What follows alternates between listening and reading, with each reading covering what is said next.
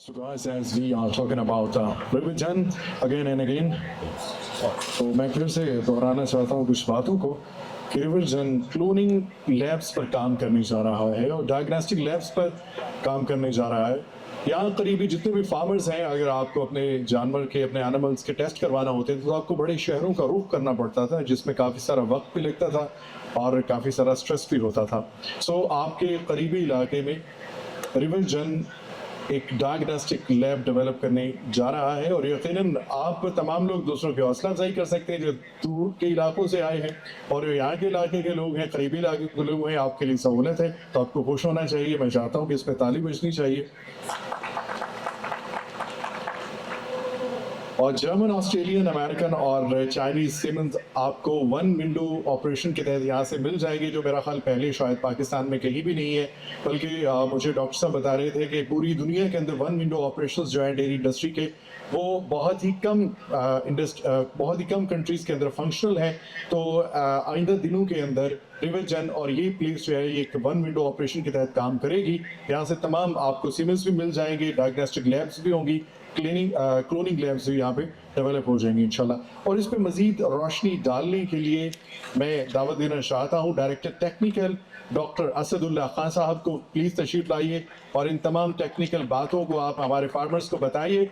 अगर इस साइड से भी तालियां बच जाए तो कितना ही अच्छा है। दाएं तरफ से बहुत शुक्रिया आपका। बिस्मिल्लाहिर्रहमानिर्रहीम। अस्सलाम वालेकुम। मैं डॉक्टर मोहम्मद असदुल्ला खान हूँ और मैं समझता हूँ कि आप दूर दराज इलाकों से आपने सफ़र किया, आप तशरीफ़ लाए, बहुत कलील है। मैं इस कलील वक्त को मलूज़ खातर जानते हुए अपनी ये जो एक डिस्कशन है इसको मैं महदूद करने की कोशिश करूँगा। सबसे पहले मैं अपना मुख्तसर तारुफ करवा दूँ। मैं जानवरों का डॉक्टर हूँ। स्पेसिफिकली मैं अक्सर कहता हूँ कि मैं गायों का डॉक्टर हूँ। मेरा सफ़र जो डेयरी इंडस्ट्री के अंदर है वो नेस्ले सरसब्ज़ फार्म ओकाड़ा से शुरू हुआ और इंतहाई मुझे खुशी हुई कि नेस्ले का मैंने लोगो जब आप इधर मीडिया वाल के ऊपर देखा तो यकीनन इसके साथ भी बहुत ज़्यादा एक मेमोरीज़ होती हैं। और फिर पाकिस्तान के अंदर जो कॉर्पोरेट मेगा डेयरी फार्म्स हैं वहाँ पे मैं एज़ फर्टिलिटी इंचार्ज और इंटरनेशनली दुबई के अंदर मैंने एक फार्म के ऊपर एज़ वेट मैनेजर वहाँ पे मैंने अपने फ़र्ज़ अंजाम दिए और 2017 में वापस मैंने अपना सफ़र पाकिस्तान में यहाँ पे स्टार्ट किया। तो मैं पहले एक जर्मन कंपनी के लिए काम करता था क्योंकि मेरा पैशन था एनिमल्स के अंदर जो एम्ब्रियो ट्रांसफ़र टेक्नोलॉजी है वो हम हमेशा से ही सुनते आए थे कि पाकिस्तान के जो जानवरों के अंदर जो जुमला मसाइल हैं, यानी कि जो ब्रीडिंग की एक दौड़ है दुनिया पूरी में, उसमें जो हम पीछे रह गए हैं, उस दौड़ का एक ही हल है, वो है जी एम्ब्रियो ट्रांसफ़र टेक्नोलॉजी। तो जाहिर सी बात है, बीइंग वेटनरी हम भी सुनते थे और हमारे साथी ने हमारी डिग्री के दौरान भी हमें ये पढ़ाया बताया। बल्कि आप भी सरप्राइज़ होंगे ये बात सुन के कि अर्ली 1950 की जो दहाइयाँ थी उसके अंदर जो हॉल्स्टीन फ्रीजियन यानी कि जो जानवर है, जो आज जिसको हम वलायतन गाय बोलते हैं हमारे पास, या वलायती गाय, इसकी जो प्रोडक्शन थी वो 3300 लीटर एक लैक्टेशन के अंदर थी। और जो एवरेज प्रोडक्शन आप पाकिस्तान के अंदर लेट से हम साहिवाल गाय की अगर बात करें तो उस टाइम हम तकरीबन कोई 2100 एक लैक्टेशन में हमारी एवरेज थी है। और आज अगर हम बात करें तो वही वलायतन गाय जो है या वलायती गाय हॉल्स्टीन फ्रीजियन, वो एक ग्लोबल एनिमल बन चुका है। और अब उनके लिए ये डिस्कशन ही नहीं रह गई कि 10,000, 12,000, 13,000, 14,000 लीटर कोई मसला नहीं है। इवन पाकिस्तान के अंदर हमारे जो प्रोडक्शन फिगर्स हैं वो बहुत ज़्यादा अच्छे हैं। और इसी का ही अगर मैं एक तकाबली जायज़ा करूँ अपनी जो साहिवाल ब्रीड है, पहली बात तो ये है कि 2 दिन पहले जो पंजाब हायर एजुकेशन कमीशन के जो चेयरमैन हैं राना इकरार साहब, उनके साथ एक डिस्कशन थी तो उस पर उन्होंने खुद ये कोट की है बात कि हमारे पास जो सेंसस है या जो डेटा है एनिमल्स का वो करेक्ट है ही नहीं है। तो अगर हम बात करें तो साहिवाल में हम आज 600-700 लीटर पे खड़े हैं, यानी कि पिछले 50-60 साल के अंदर 70 साल में हमने रिवर्स गेयर लगाया और दुनिया ने एक इंटरनेशनल लेवल के ऊपर आके जदीद जो रिप्रोडक्टिव बायोटेक्नोलॉजीज़ हैं उनके अंदर काम किया और आज वो किस लेवल पे मौजूद हैं। उनके एनिमल्स ग्लोबल एनिमल्स हैं और हम खुद वो एनिमल 10 लाख 12 लाख 15 लाख या इससे भी कहीं ज़्यादा हम पैसों पे खरीदते हैं। तो आगे चलते हुए जी, मैं एक PhD स्कॉलर हूँ और मैं डायरेक्टर टेक्निकल रिवर जेन को रिप्रेजेंट कर रहा हूँ और मेरा काम एक और कंपनी अल-शाफी एनिमल हेल्थ के अंदर as director research and development भी है।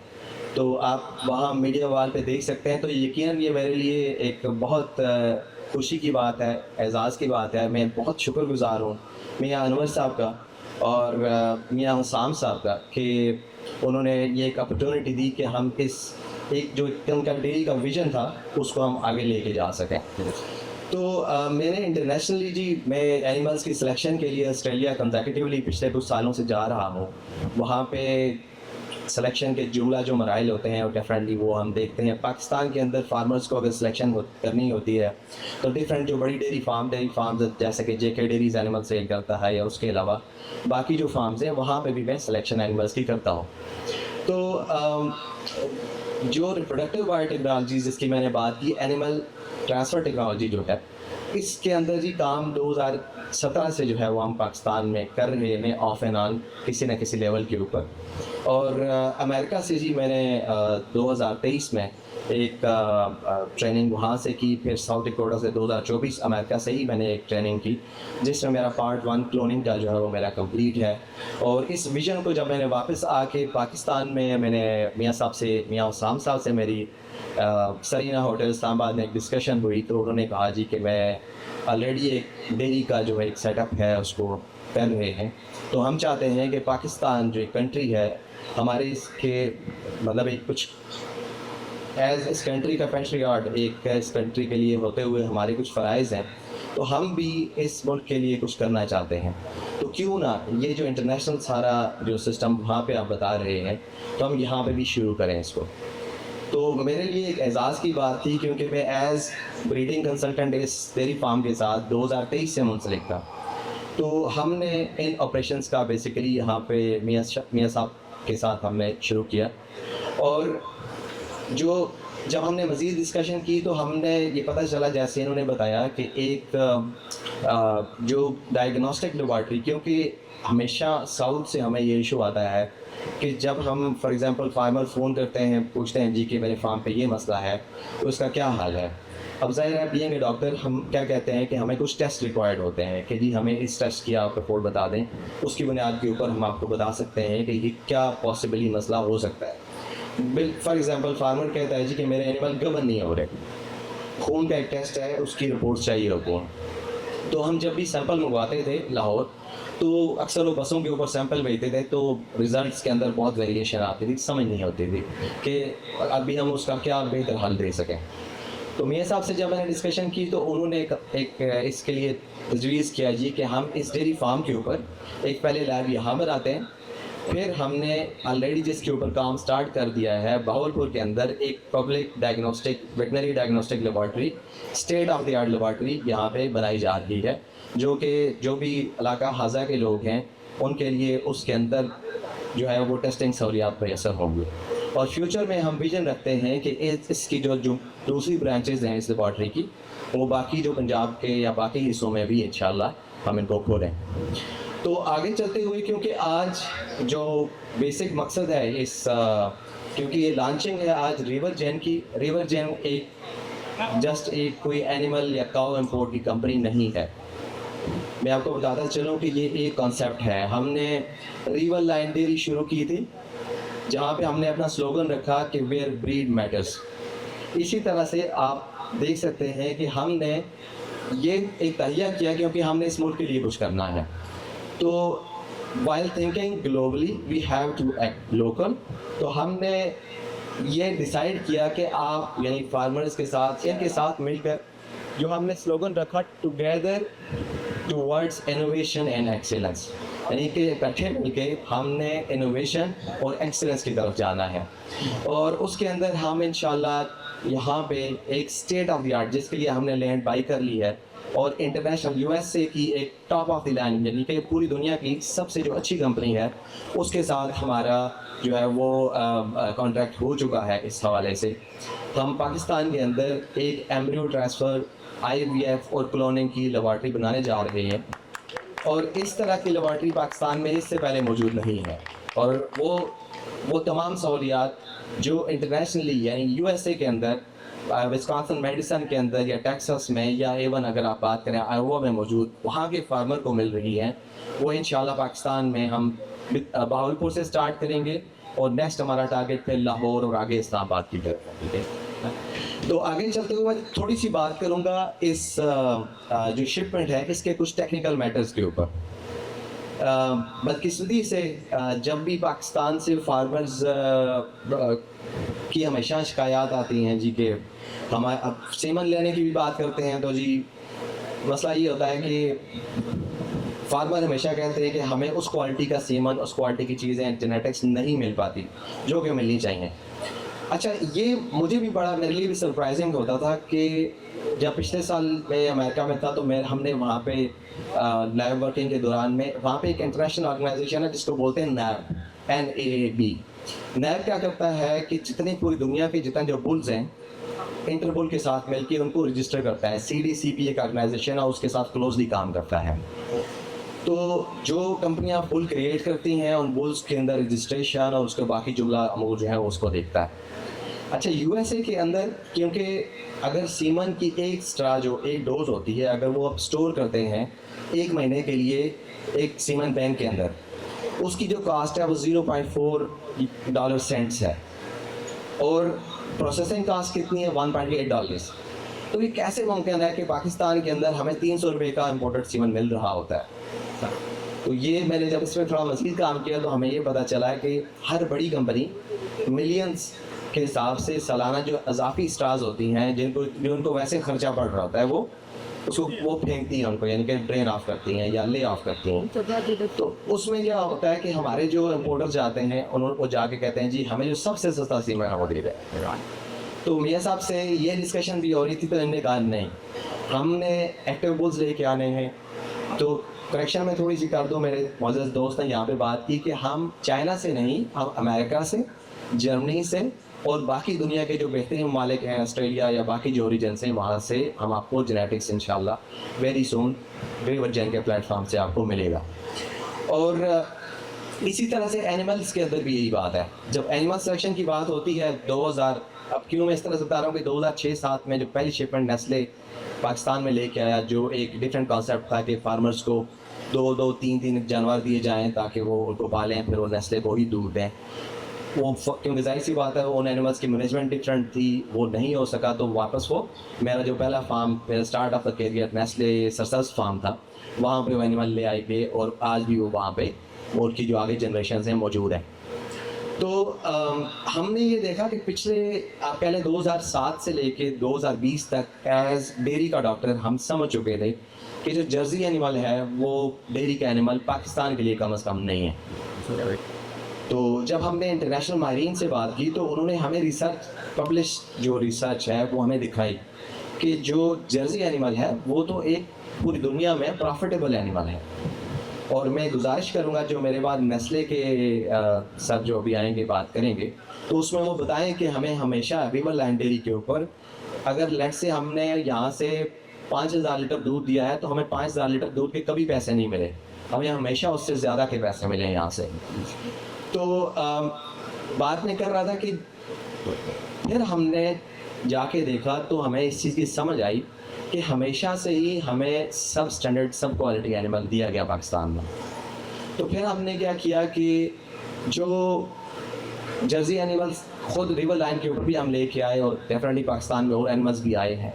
तो अब जो ट्रेंड है वो चेंज हो रहा है ग्लोबली, क्योंकि जब से 2010 के बाद जीनोमिक्स पूरी दुनिया में एक DNA टेक्नोलॉजी समझ लें जिस तरह से जब से आई है, तब से डेयरी का नक्शा पूरी दुनिया में तब्दील हो चुका है। और अब आगे चलते हुए सस्टेनेबिलिटी के ऊपर बात हो रही है, यानी आप एक ऐसा जानवर पैदा करें जो कि मीडियम साइज हो, कम खाए लेकिन ज़्यादा प्रोड्यूस करे, फीड एफिशिएंट एनिमल हो। तो इसी इन तमाम जो टेक्निकल मामलात हैं इनको मद्देनज़र रखते हुए हमें ख़ास तौर पे अपने जो हाई अप्स हैं उनकी तरफ से इंस्ट्रक्शंस हैं कि अब यानी कि शिपमेंट आनी है जाके नवंबर में, और 7 तारीख को मैं ख़ुद ऑस्ट्रेलिया जा रहा हूँ। अगले 2-3 महीने मैंने ऑस्ट्रेलिया रुकना है। हम चीज़ों को जो वहाँ पे जो ब्रीडिंग प्रोग्राम्स हैं उनको हमने चलाना है, और जो टॉप ऑफ द लाइन जो जेनेटिक्स है वो हमने एनिमल इंसेमिनेट करने हैं। फिर डॉक्टर ज़फ़र साहब हैं या इंटरनेशनल बाकी जो न्यूट्रिशनिस्ट हैं उनसे हम हेल्प ले रहे हैं उन एनिमल्स की जो हम पाकिस्तान में लेके आएंगे, उनकी न्यूट्रिशन ताकि एक बैलेंस्ड हो। फिर उनको हम आगे लेके चलें ताकि जब वो एनिमल पाकिस्तान में आए तो एक totally different scenario, different picture हो। जैसे मेरे दोस्त डॉक्टर मिस्टर नईम सुफियारा जो हैं उन्होंने ये बात भी की यहाँ पे कि हम ऑलरेडी जो क्लेम्स की भी फार्मर्स को अक्सर होती है जी कि हमें क्लेम नहीं आते, क्लेम नहीं मिलते हमें। फलां साल में हमने एनिमल मंगवाए थे 6 साल पहले, आज तक हमारी इतनी गायों के क्लेम नहीं मिले। तो ट्रस्ट के उस जो एक फार्मर टू फार्मर कनेक्शन है उसको बरकरार रखने के लिए डायरेक्टली हमने पहले से ही क्लेम वाला मसला भी हल कर दिया। फिर आगे चलते हुए जब सिलेक्शन की बारी आती है तो हमने डिसाइड किया कि पाकिस्तान में क्या होता है आमतौर पे, आपको अगर याद हो तो आपने ऐसे 5-6-7 साल पहले कुछ सुना होगा कि कितने हज़ार ब्रेड जिस मुल्क पता नहीं किस मुल्क की रिजेक्शन थी वो पाकिस्तान आ गई थी। इसी तरह से हर साल बड़े काफ़ी सारे ममालिक से जो रिजेक्शन होती है वो पाकिस्तानी जो हमारे इम्पोर्टर्स हैं वो बाई करते हैं, और हमने डिसाइड किया कि हम फार्म से जाके क्वालिटी एनिमल देंगे जिस क्वालिटी के ऊपर रिवरलाइन बात करता है, जिस क्वालिटी के ऊपर हम बात करते हैं कि riverine is the name of quality, उस क्वालिटी का एनिमल हम अपने पाकिस्तानी डेयरी फार्मर्स को इंशाल्लाह मुहैया करेंगे। और उसी सिलसिले में हमने अभी फार्म टू फार्म विजिट्स करके हमने तकरीबन 2000 एनिमल्स की टोटल जो हमने जो है ना बाइंग करनी थी, जिसमें से 900 एनिमल्स ऑलरेडी जो है वो सोल्ड हैं, ठीक है जी। और अब बाकी के जो एनिमल्स हैं ज़ाहिर सी बात है उनके ऊपर भी हम जाके बात कर रहे हैं कि इन सब एनिमल्स का ब्रीडिंग प्रोग्राम चलाना है, फिर इनको ज़ाहिर सी बात है मैनेज करना है। तो बॉटम लाइन इस सारी जो डिस्कशन है इसकी ये है कि हम कोई सिर्फ एनिमल सेल करने वाली कंपनी या रिवर जेन कोई सिर्फ ऐसी कंपनी नहीं है जिसने आपको जस्ट एनिमल सेल कर देने हैं। हम रिवर जेन की जब बात करते हैं तो ये कंप्लीट फुली इंटीग्रेटेड सॉल्यूशन की बात कर रहे हैं। हम एनिमल ना सिर्फ एक बहुत अच्छी हालत में लेके आएंगे बल्कि एनिमल आफ्टर सेल सर्विसेज भी हम आपको प्रोवाइड करेंगे, और एनिमल लाने से लेके बसाने तक का काम रिवर जेन का अपने पार्टनर्स की मदद से है। मेरे ख्याल से इस बात में तालियां तो होनी चाहिए। तो इसके साथ साथ जेनेटिक्स के जो इंटरनेशनल सॉल्यूशंस हैं वो आपको प्रोवाइड किए जाएंगे, और ऑन टॉप ऑफ दैट जो इस जेनेटिक्स के या इस पूरे मरहले को या इस पूरे प्रोसेस को स्पीड अप करने के लिए state of the art embryo transfer technology, IVF और क्लोनिंग के ऊपर जो है वो सहूलत रिवर जेन और रिवरलाइन डेयरीज के प्लेटफॉर्म से दी जाएगी। आखिर में आप सब सामईन का बहुत बहुत शुक्रिया। यकीनन ये एक बहुत बहुत बड़ी बात है कि आप इतने दूर से तशरीफ़ लाए, और इसकी हम तहे दिल से कदर करते हैं। और मैं अपने जो मेरे कलीग्स हैं जो यहाँ पे नहीं भी मौजूद, मिस्टर मलिक हैं, रवीद साहब हैं और मिस्टर नासिर हैं, इन सब का भी मैं शुक्रिया अदा करता हूँ। और मियाँ साहिबान, बड़े मियाँ साहब, मियाँ अनवर साहब, मियाँ हुसाम साहब एंड मियाँ मोहसिन साहब, आप सबका बहुत बहुत शुक्रिया हम सब पर ट्रस्ट करने के लिए। और हमारी एक हिस्ट्री है, एक लेगेसी है कि हमने हमेशा डिलीवर किया है, और इंशाल्लाह हम इस दफ़ा भी आपको मायूस नहीं करेंगे। बहुत